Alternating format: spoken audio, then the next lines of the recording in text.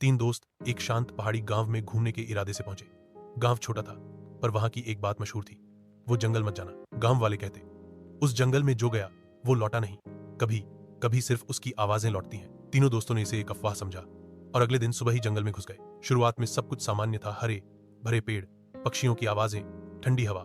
लेकिन धीरे धीरे पेड़ों का घनत्व इतना बढ़ा कि सूरज की रोशनी भी मुश्किल से पहुंच रही थी। जीपीएस ने काम करना बंद कर दिया, मोबाइल नेटवर्क गायब था और दिशा का कोई अंदाजा नहीं रहा।